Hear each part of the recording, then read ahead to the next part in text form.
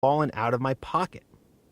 I'd like to take this time to apologize to the always excellent Mount Van Hoevenberg, as well as the Adirondack Park as a whole, in the negligence I demonstrated on this day by littering an entire bag of candy onto your majestic trails.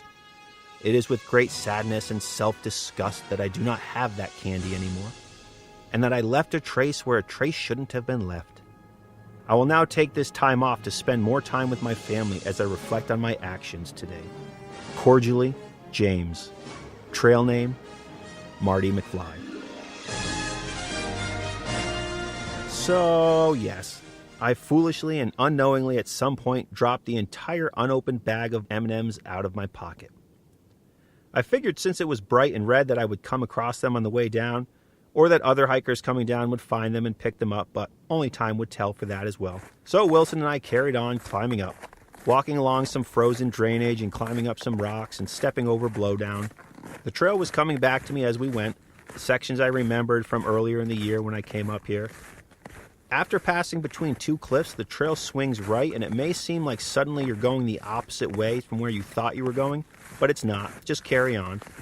And this portion of the trail dips up and down a good bit, making your way up the mountain's western ridge. After dipping down, I saw another hiker up in front, the first one we encountered on this trail. So we followed behind and soon caught up and passed her, but not before I noticed the abundance of patches on her backpack. Lots of hiking patches like a 46er patch, Saranac Lake 6er, and for the first time ever I saw an LP9'er patch on the trail, which had me thrilled to speak with her. Eventually Wilson and I passed her as we made our way up to the final push to the summit, passing one group, likely a mother, her son, and their dog, as we hiked through some narrow stretches of trail under the trees before coming out onto the summit ledge, which always excites me. Being met with, in my opinion, the best views of any Lake Placid 9'er peak, and maybe my favorite summit in the Adirondacks, period.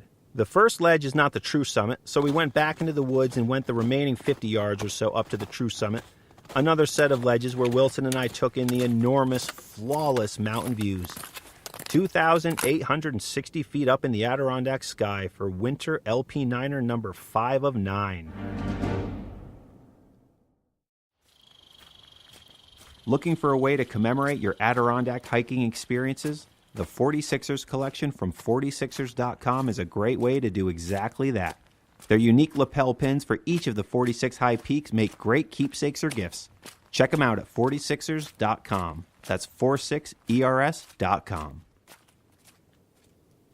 As I mentioned on Mount Joe, the day was cloudy, but the clouds were well above the high peaks, so the views were even better because the diffused light on the mountains made the colors really pop. This summit consists of numerous decent-sized rocky ledges with 180-degree views and is my favorite because of how it sits. On top of the obvious fact that since it looks up at many high peaks like Algonquin, Iroquois, Wright, Colden, Marcy, as well as Mount Joe and many other high peaks, having South Meadows in front of those peaks make these views very unique, and in the fall when the leaves change, forget about it. There's no better place for views. Sweeping declaration. The best views in the fall in the Adirondacks are on top of Mount Van Hoevenberg.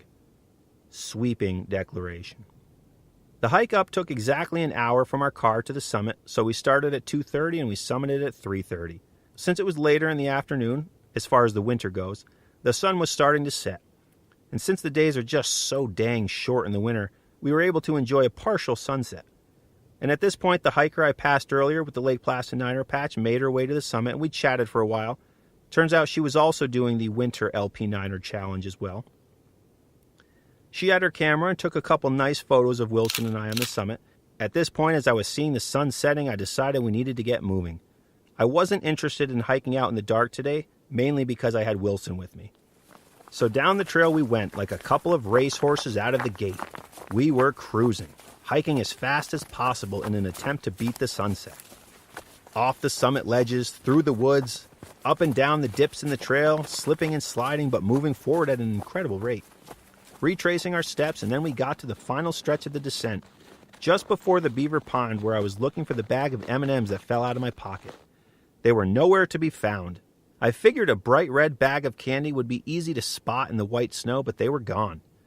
I'm thinking perhaps the group with the dog who were coming down as I was going up may have picked it up, but I just couldn't find them anywhere. Or maybe a Sasquatch treated himself to a pre-dinner snack. since I think we can all agree that chocolate and peanut butter is the best flavor combination ever created, and there's not even a close second. Soon we were off the mountain and back at the pond, circling back the way we came.